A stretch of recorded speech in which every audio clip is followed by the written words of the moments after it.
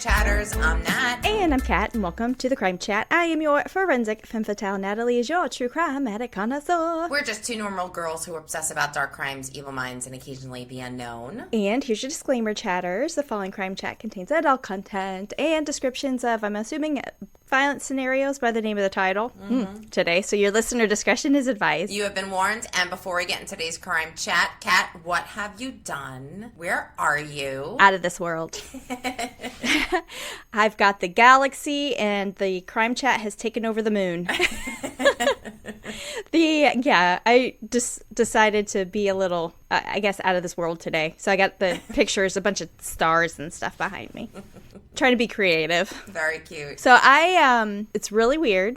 It's kind of one of those things that you've watched a long time ago that you absolutely loved. And then when you watch it again, you're like, I don't remember any of this. So I've been binge watching True Blood. I was a huge True Blood fan. Same. And I'm watching it, I was like, I don't remember this. And there's a lot more supernatural than I even remember at all. Yeah. You know, and Chris is like, so when he started rewatching it with me, he's like, a lot of it's really far-fetched. And I'm like, well, yeah, but it's like it's a sci-fi kind of thing. There's vampires. Vampires and werewolves and werepanthers and shifters and fairies. All of the things. I'm at the part now, I think I'm in season 5 now, where Lilith, do you remember the vampire god Lilith? Yes, vaguely. The first time she rose up and she appeared to Eric and her quote-unquote sister, and she was like all naked in blood. She like rose up out of the floor. I gotta rewatch it. Where are you watching it? Yeah. Where is this? It's on HBO. Well, on Max, because Okay. Max bought out HBO. I don't know if you knew that. I didn't. So with a lot of that, they don't know if they're going to do the Jon Snow spinoff from Game of Thrones. House of Dragon season 2 is also kind of on like a little pause, but a lot of it also has to do with the strikes that are going on. So the future of HBO is like in the air. Apparently do you remember on HBO they used to have a good like early like World War I, World War II series. There was one called Band of Brothers. There was another one I think called The Pacific. So they were starting to do another one, and Max bought out HBO. So but it was like something like $3 or $8 billion to do this series. It got bought out by Apple TV. Oh, okay. So that's going to come out on Apple now, but it's like basically the same type of theme that they were having with the war era type of series. They better not fuck with House of Dragon. I don't know. I mean, it was such a hit that it would surprise me that they wouldn't do anything with it, you know? That's like them fucking around with Walking Dead. Yeah. You don't mess with these fans because we have been through enough, okay? We will rise up. We need a House of Dragon. Yeah. Question, how did you feel about the ending of Game of Thrones? Did we ever talk about that before? I think a long time ago, but we never really like dove into it. We really should do a crime chat on that and how Game of Thrones was basically murdered at the end. I'm still feeling the burn. See, I liked the ending. Really? A lot of people didn't, and I was not apparently, one of the common. I was one of the few. So when we were watching Ted Lasso, Jason Sudeikis I can't remember, who was he talking to? He was talking to somebody, I don't know what her character's name is, Sassy, but I don't know what like her real name is, but he was talking to her, and they were kind of doing this like flirty banter back and forth, and he's like, well, you can put me back in time and tell J.K. Rowling's not to write Harry Potter. And I was like, ooh, wonder where that's coming from. Oh, God.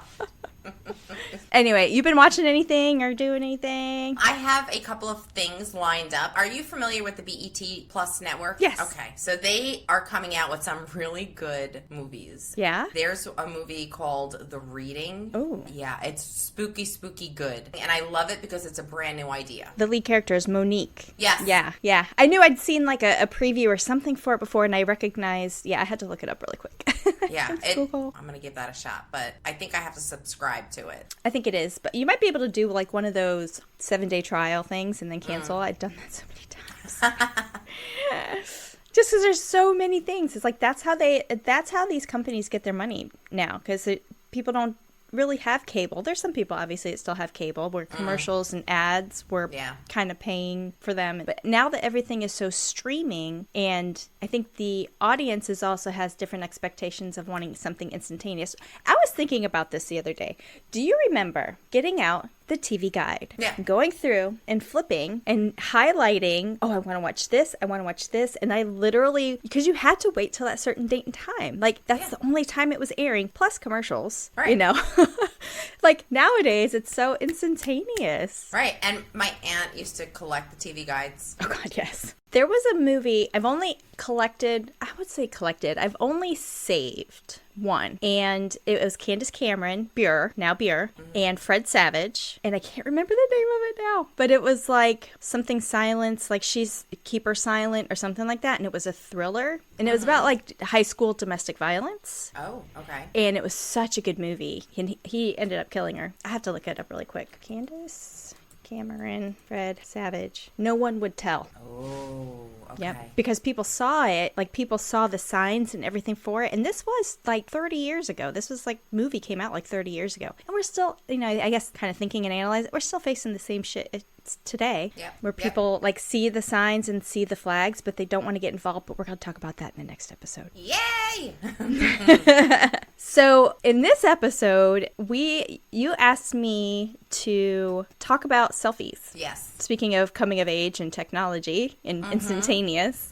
So where in the hell did the beginning of the selfie start? You ready? Oh, I can't wait. Okay. Well, a selfie is a photograph that one has taken of oneself. Today, selfies are taken with usually a smartphone or like a webcam, and they're shared by posting on social media. It's nearly impossible to scroll through any social media platform without seeing a selfie, right? Because they're posted all the time. We'll get into the stats here in a minute. The difference between a selfie and a photo is that at most, someone taking a selfie would kind of touch up their hair, strike a pose, like do something, that pout look, you know, that was very popular.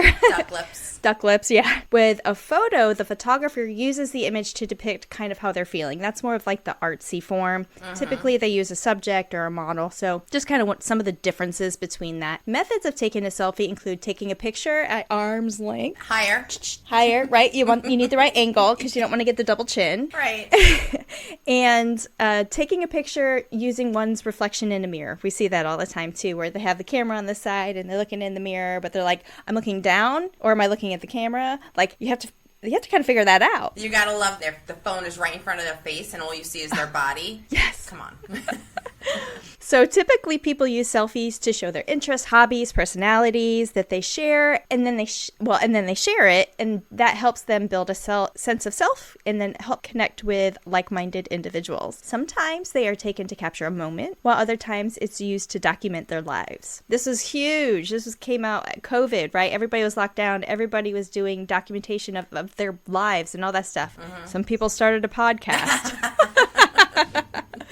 So in 2019, Google reported that at least 93 million selfies are taken every year. And you may enjoy it, find it weird, but regardless, the selfie is an essential part of social media nowadays. But did you know when the first selfie was ever taken? 1839, girl. What? 200 years ago. So 30-year-old American Robert Cornelius took a daguerreotype, see, I had to spell it out, daguerreotype of himself in 1839 in the front yard of his family's Philadelphia gaslighting business. A daguerreotype is an image created basically as the first publicly available photographic process. It was the very first time that they were able to create a photographic process, and he took it of himself in front of his family's business. So a daguerreotype, basically you use polished sheet of silver plated copper, you treat that with fumes, and that makes it the surface light sensitive. It's exposed by daylight in the sun. So sometimes back in the day, like they would have to wait until a certain time of day to take it if they needed more exposure based on the sun. And they would expose it depending on, anywhere from a few seconds to maybe longer if they needed more exposure to light it. They would rinse the sheet, dry it, place it in a glass like a glass enclosure to then protect it. This process was invented by Louis Daguerre 2 years prior, but the first selfie was taken in 1839. So Cornelius's selfie was one of the very first photographs known of a person. Wow. Isn't that cool? That is cool. Almost 200 years ago. Look at this. Now, the term selfie was added to the Oxford Dictionary in 2013. It likely came from an Australian slang used to describe a self-portrait. Australians have a tendency to end their words with IE or with E. Like barbecue is on the bobby. A firefighter is a fiery. Oh, I didn't know that. A can of beer is a tinny, like a tin can. Mm-hmm. It's a tinny. Right, Jay, mate, would you get me a tinny? I love Australia. Oh, me too. The term also became so popular that the band The Chainsmokers made a song called #Selfie. Now, someone who takes maybe one too many selfies, and we all know people out there like that, this person is known as a selfitis. Someone with an obsessive compulsive desire to take photos of oneself and post them on social media. With this, there are some downsides noted of taking too many selfies. One, it can become an addiction. It can make someone posting selfies think this is a way to measure their self-worth. 2, it can hurt relationships. Research has shown that posting too many selfies makes people like the poster less. Oh. And then 3, it can hurt potential job opportunities. Posting too many selfies can make a potential employer question hiring somebody or even cause the poster to lose their job. Really? Now, I'm not saying that's part of like equal opportunity, or anything, but maybe it depends on what the job is, I guess. And then 4, it can create an impression of narcissism. Sometimes these selfie takers are thought to be full of themselves, when in fact they likely have low self-esteem. According to one study, men who post a lot of selfies may be narcissistic, but this is not true for women. Either way, a person posting selfies because they want to be liked is likely hurting their chances of actually being liked. Now, here are some key statistics I found regarding the selfie, and this is as of this year, so it's very current. 92 million selfies are taken every day, so 4% of all the photos taken daily are 2.3 billion. 4% of those are selfies, 92 million. I could see that. I mean, they have an amazing camera on every phone. I know. Yeah. And they get better and better. Right. Over 50% of millennials have published a selfie at least once. Over 95% of young adults have taken a selfie. Meanwhile, only 9% of the boomers have taken a selfie. With their flip phone. Yeah. Millennials will take 25,700 selfies total in their lifetime. One person. Over 25,000. Oof. Individuals spend 54 hours a year, or 7 minutes a day, taking selfies. People smile in about 60% of the selfies. An average selfie taker is about 24 years old. Women take 1.5 times more selfies than men. However, men taking selfies usually are older than women, and then 3 times more likely to die while taking selfies. What? Why? Oh. June 21st is National Selfie Day. Oh, boy. The Eiffel Tower is the most popular destination in the world for selfies. And my last fact is at least 70% of adults are familiar with the word selfie. But the last thing I wanted to talk about were...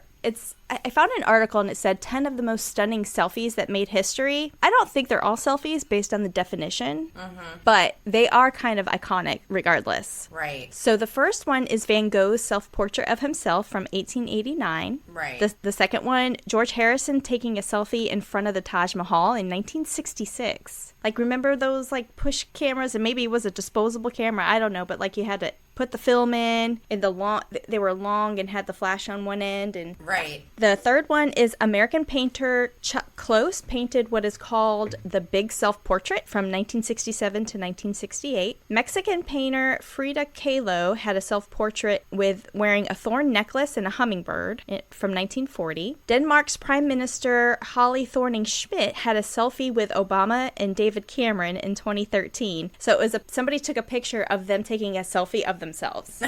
That's cute. Number 6, Spanish painter Diego Velázquez has a painting called Las Meninas, which means ladies in waiting, from 1656. That's one of them that I don't necessarily think is like a selfie, but it's a beautiful painting. Barbara Kinney had a photographer of a mass selfie at a Hillary Clinton campaign. So Hillary's up there, and during her campaign, all of these people are turned around with their cameras trying to take a selfie with Hillary Clinton in the background. And so somebody took a picture of like this mass group of people taking selfies with Hillary in the background. It's kind of a neat picture. This one, there was a scuba diver. Her name is Cynthia Oleske Bismarck. She took a selfie with, I couldn't count how how many moon jellyfish in when she was scuba diving. So she had like a GoPro or underwater camera, took a selfie with all of these moon jellyfish. Now they're deadly. And this is also known as the world's most dangerous selfie. I couldn't find a date, but some of the articles that I found on it were like maybe 2016-ish. But that was crazy because and you think of jellyfish, like you think of squishy, right? You think of a friendly jellyfish. You don't think of like their tentacles could kill you. But she was surrounded by them. It was crazy. Number 9 is June Calypso's picture of herself called the Honeymoon Suite in 2016. I didn't know who June Calypso was, but apparently she photographs herself, and that's like her business. She photographs herself in a bunch of different places, in couples only motels where she's by herself, abandoned bunkers, and heart-shaped tubs. She's pretty much naked in all of them, but she's got like long hair, and like her hair covers the breasts and everything. But this one that she took, it's the Honeymoon Suite. It's in one of those big jacuzzis that are in like a honeymoon suite, so it's got the bubbles and stuff all around it, and she's just basically all you see is her and bubbles. So apparently she's pretty popular, and she's made a business out of it. And the last one, number 10, sexy man Benedict Cumberbatch, was the band U2 was taking a group picture. Somebody was taking like a selfie group picture, and then Benedict Cumberbatch in 2014 photobombed him in the back. Like it was at like an awards ceremony or something like that. So those are kind of like some iconic selfies that are done. Like I said, some of them I don't think necessarily are selfies, like the older paintings, but they're beautiful nonetheless. Yes, and we got to collect all of these and put them on the site, because now I need to see all of these. Yeah, absolutely. We'll put them on there. Okay. I've taken selfies. Have you taken selfies? Of course. Yes. Of course. Yeah, and you know what? I mean, I'm not a millennial. I'm a Gen Xer. Me too. But I mean, it's like in that in between. We grew up without the convenience of technology, but we've become accustomed to it. Yes, we know what it's like to be without it. Yeah. But we created it. So yeah. So today's crime chat is going to be about Amanda Taylor. Ever heard of her? Maybe. She is the selfie killer. Oh, okay. I kind of tripped over it. I'm like, how the hell did I not know this? Yeah. It happened quite recently. There wasn't a lot of information on her background for some reason. I gathered as much information as possible. I watched every documentary on her. Yeah. Only got me to like 9th grade. Oh, okay. As far back. Yeah, but there's a lot about the crime. Ooh. Amanda Taylor was in love with her husband, Rex Taylor. They met in 9th grade. The two teens quickly became smitten with each other and inseparable, and they got married directly out of school at the age of 19, and then the couple ended up having 2 kids, a girl and a boy. Okay. The couple had a fascination with horror movies, serial killers, and all things true crime. That's one of the things that brought them together. Chatter, stop judging me. You're going to notice that, like, okay, it's good to have a liking for true crime. There's nothing wrong with it. There is absolutely nothing. If anything, there is studies that show that people who are into true crime have a larger IQ. So yeah, just because you're learning a lot more about the psychological effects, and there's much more to it. There's so many different layers. Right. Motive, opportunity. Yeah. Yeah. And the hottest man in the world is John Douglas for us. I mean, come on.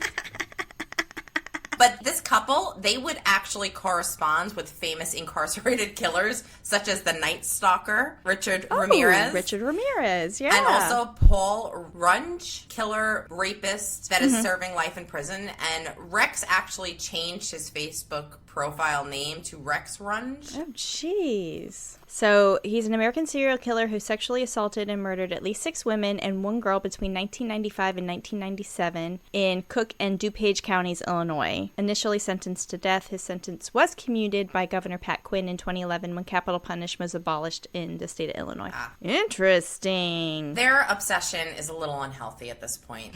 They're idolizing, like, the killer, fantasizing about both her and Rex becoming serial killers. Like, this was her dream. They bonded over the joy for her love for serial killers and anything gore and macabre. But for Amanda, this wasn't just an interest. She was just completely obsessed with the idea of becoming a serial killer. If you're a chatter, you probably watch serial killer documentaries like Kat and I. Does this mean you like murder, blood, and gore? No. But you still wonder what makes people do really bad stuff. And also, who are these people that bring them to justice, which I love. Like, that's why John Douglas is, like, our number one. Yeah. Okay, side note here. I did like Dexter.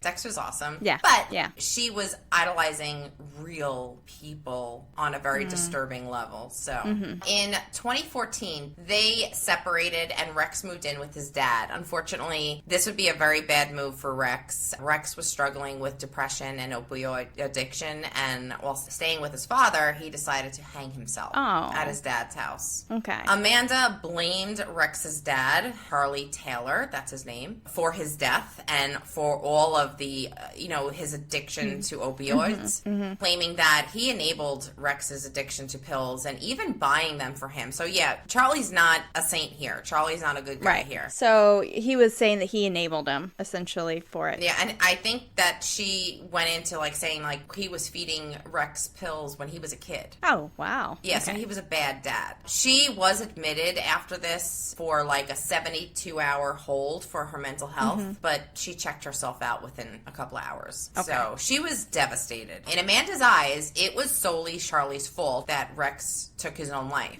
She thought because Charlie was constantly there giving him pills, I guess maybe Charlie was a drug dealer. She felt that this is the reason why Rex is dead today. And as you can imagine, this led to Amanda feeling pretty angry towards Charlie. Right. Not long after, Amanda did find love again, or something like it. This new beau's name was Sean Ball. Okay. Sean wanted to do anything he could do to impress his girlfriend, and he knew that Amanda was into serial killers. So Sean claimed to be a killer, and Amanda fell in love. He claimed that he was in the Navy. He claimed to be involved in combat killing. So I don't know if you're familiar, but in Florida, we have an issue with this where people fantasize about being in the military. Yeah, you'll have a lot of people lying about it. Oh, boy. A lot of people. That's a crime. Well, wearing a uniform and impersonating is a crime. Saying that you had a history of it was... Who did that? We did a story. Michael Peterson, where he said he got shot in Vietnam, but he actually was a car accident or something. Yeah. He was in the military, though. But yeah. There's a lot of Michael Petersons out there. Not saying that they didn't serve in the military at one point, but they're still kind of in that role, in that headspace. I have friends that have dated somebody and do something stupid I had to go dark. Oh. Guy's 62 years old. Oh, Lord. Dude, you, come on now. I mean... Paranoia it can be an issue. I've seen that several for many years, that there's a lot of people that have paranoia. So this whole thing that he was painting for her, this fueled her desire to go on a killing spree. Even though he was lying. She didn't know he was lying. Okay. Yeah, she thought he was the man. He could kill somebody, and he's seen blood and all this stuff. Oh, Lord. So Amanda, with her pure hatred for Charlie Taylor, and remember, she blamed him for ruining her happiness, basically. Right. Amanda and Sean decided to plan her revenge, a crime that will send chills to your core. Amanda and Sean had stole a couple of weapons from a neighbor, purchased ammunition and magazines. Both were in agreement. If this was going to occur, it was going to start with the murder of Charlie Taylor. They were going to go on a spree. They were going to start with Charlie Taylor. Okay. April 4th, 2015, Amanda and Sean drove over to Charlie Taylor's home in Virginia. They entered the house, and they didn't immediately start beating him up. I guess he thought they were just visiting, so he just, small talk or whatever. But during this conversation, Charlie did mention his son, which enraged Amanda. She just whips out a bayonet, and she stabbed him 31 times. Oh, wow. But he wasn't dead yet. I was going to say, sounds like he was suffering. Yeah, he was suffering. He was struggling. He was fighting her back. Yeah. And then Sean steps in, whips out a, tire iron, and starts hitting him on the head, which eventually led to the fatal blow. So, I mean, if they brought all these firearms, they chose, a bayonet is a rifle with a knife at the end of it, but only using the knife part and then using a tire iron. Why bring the guns? For just in case? I think because in Amanda's head, this was the beginning of her killing spree. Okay. This was just the first kill. Yeah. Now, after Amanda and Sean completed their task of this brutal murder of Charlie Taylor, they snapped a selfie. In the selfie, you see Amanda smiling, still dripping in Charlie's blood, holding the bayonet. The photo shows Charlie, his lifeless body slumped over his couch. His shirt soaked with his blood, and she posted this to Instagram. The Instagram profile, brunette_bomber, that was the name of her profile, displayed the pictures with the caption, "Everything I did was for the right reasons. I stabbed my father-in-law to death because he destroyed my husband with drugs and depression. I wasn't the perfect wife, but this was one last good thing I could do for Rex." Her Facebook status changed too. And she put, I proudly did this for Rex. I love my children, but Charlie killed my Rex. Oh. Yeah. And Amanda didn't stop with just posting the selfie to her Instagram. No. Remember, Amanda has this dream fantasy of becoming a spree killer. And she also wanted to be known. She was a narcissist. Like, she wanted to just be like, hey, look what I'm doing. Look all this cool stuff that I'm doing. Yeah, I mean, even by the description, she's literally confessing to it. You're going to love the next part, though. Okay. Amanda idolized a true crime blogger. Okay. And she ended up sending, well, the true crime blogger, we don't have her identity. She did not want it listed with the case. I couldn't find it, so I have no idea. Okay. There are interviews with her voice. Okay. She starts sending these pictures to the blogger, asking the blogger, hey, can you post this on your blog? You know, this is what's going on right now. And the blogger is like, what the fuck? Like, that's crazy. She refused to do it, but Amanda wasn't just like sending her pictures. Like, Amanda was in the middle of stabbing Charlie while she was sending pictures. Oh, she was sending her like action photos. Yeah. Like in the midst of everything. Hey, post this. Hey, post this. Like, Yeah. like chronological storytelling of a photograph. Those photos we don't have. Yeah, I imagine they probably were taken into like evidence. Yeah. So the blogger reached out to the authorities immediately. Amanda and Sean fled, and they started to head to North Carolina, girl. In the car, Amanda decides to take a photo of the revolver sitting in her lap and posting it on her Instagram as well with the caption, all right, it's about time. I'm going to find my husband in hell and finally be at peace. By this post, you would think that Amanda is hinting at suicide. Seems like it, yeah. Okay, I got my revenge. Now I can go and be at peace with my husband. However, this is not the case. Actually, what she meant was it's time for her to begin her murderous spree. Amanda and Sean spent the night at a motel in Tennessee. The next day, Amanda decided that it was time for her to hunt her next victims. Okay. Sean, however, was not sure he was fully prepared to become a serial killer, and he started to say, hey, I thought we were just going to kill Charlie and then go on the run. Like, I'm okay with living off the grid, but I'm not okay with being a serial killer. Yeah. I think also he was okay with murdering Charlie because in his mind, he was helping the woman he loves enact her revenge. Right. Now, Amanda decides to pull over in the rest area by the Blue Ridge Parkway. Do you know where that is? Yeah, so the Blue Ridge Mountain Range, you know, how it goes from like South Carolina, North Carolina, Tennessee, Virginia, West Virginia, all kind of like all the way up. So that's one of the highways that essentially goes in and out, some of the tunnels that go through we talked about the Blue Ridge Mountains the last episode. Yes, I'm going to visit there. You should. She spotted two young girls, and she decided that they were going to be her next victims. Her plan was to bring the two girls over to her car asking for help, and then that's when she needed Sean to shoot them and steal their money. Sean puts his foot down, and he refuses to. He's like, I'm not going to shoot these girls. I'm done. I don't want to kill any more people. Right. This sends Amanda into a rage. Now, Sean is her enemy. Guess whose life is in danger? Yeah, I was going to say, as quick as she turns, it won't surprise me. Watch out, Sean. Sean had already told Amanda that he didn't want to kill anybody else, so she knew. I think she was just trying to push the envelope to see if he really meant it. And he did. He meant it. Yeah. Amanda took the revolver, looked at him, and said, I want you to know before you die that I used you for your guns and your car, and I hope you die. And then she pulled the trigger. Shit. Shot him in the face, Lord. leaving him on the side of the road to die. Like by the rest stop area? Blue Ridge Parkway rest stop. Okay. Before she took off, she thought he was dead. And she took a selfie of her second victim, which was Sean.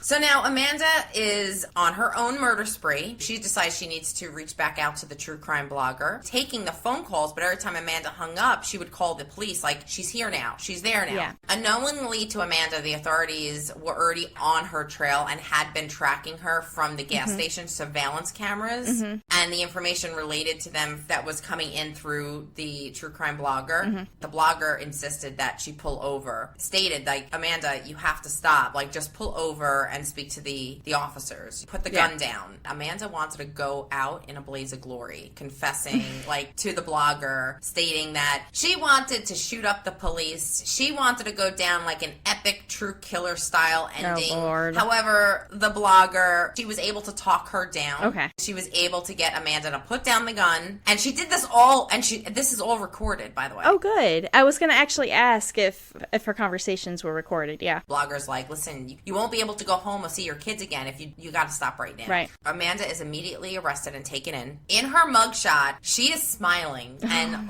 loving it, okay? Because she is a total self-centered, freaking vain narcissist. Yeah. You're gonna hate this part, okay? And also, a little tidbit. Amanda confessed that she reached out to ISIS to join the terrorist group. And she probably got a lot of that inspiration from Sean's quote-unquote stories that he was telling her about killing people in combat. Yeah. Huh. In the interrogation, like, she was really proud of this. Like, she's like, but they never called me back. She also waives her right to be silent, and she starts telling them everything. Well, of course, yeah, of she course. would. She's a narcissist, yeah. Yeah. She stated that she walked into Charlie's house at exactly 3:27. Apparently, this number has a level of significance for her and Rex because it's their birthdays. They were born on the same day. Oh, okay. She's like, that's our birthday. We have the same birthday, and we always celebrated the number 327. In the interrogation, Amanda is very straightforward and kind of proud of it. Amanda also thinks that she left Sean for dead at the side of the road. She even describes his face in the photo she took, stating that, I shot his eye out. There was brain everywhere. Remember, she shot him in the face,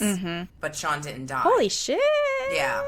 Sean was shot in the face, but it passed his jaw, and then the bullet left his body. Okay. This caused him to pass out and a lot of blood loss and be in an immense amount of pain. But he would make a full recovery with no permanent damage, which was pretty amazing. Wow. Amanda confesses and even requests the death penalty during the interrogation. Case closed. It's done, right? No. No, there's more. Yeah, of course there's more. Because she eventually changed her mind and pleads not guilty. I didn't do it. I don't know what you're talking about. Gosh. During the trial, one of the investigators stated that this did not shock him because she wanted attention. And now that she had the spotlight to tell the story, all these people listening to her, it's exactly what she wanted. But then didn't want to face the consequences for it. Right. Yeah. The jury heard everything, recordings, confessions, saw the evidence. It took them 30 minutes to arrive at their verdict. It was first-degree murder for Charlie. Good. In November 2015, Amanda was sentenced to life in prison. That's actually really quick, too. So it happened in April. So 7 months. Bye, bitch. Yeah. The judge actually stated during her sentencing, Amanda is evil personified. Yeah. If it wasn't for the anonymous true crime blogger, Amanda could have killed more people. Remember, she's coming from a place where she was idolizing these horrible people, and she wanted the same level of validation that she was giving to somebody like Richard Ramirez, and she wanted somebody to talk about her story. Yeah. She was a sick, delusional, disturbed human being. Yeah. However, unlike Amanda, Sean did show remorse for what he did for the murder of Charlie Taylor. He accepted a plea deal for a second-degree murder and was sentenced to 60 years in prison. He did apologize to his family, and he did. He expressed remorse. He's like, he was a love-stricken fool. Like, he was an idiot. Yeah. Amanda would go on and give some interviews. I think we probably could have had her on this show. Probably. She loves giving interviews. When I was doing the research, this girl was just there. She's like, yeah, I'll talk about it. Yeah, I'll do this. Yeah, I'll do that. I'll tell you everything. You know what? No, we will not give you an ounce of attention. You're exactly where you belong, because she truly is obsessed with attention. It's almost like she's bragging in all of the interviews. And I'll put down one interview that I got, because this girl has zero remorse for what she did. So, and that's my story. How did she react when she found out Sean was still alive? She was like, what do you mean he's still alive? I shot his eye out. Yeah. Totally unfazed with everything. I'll post a couple of interviews.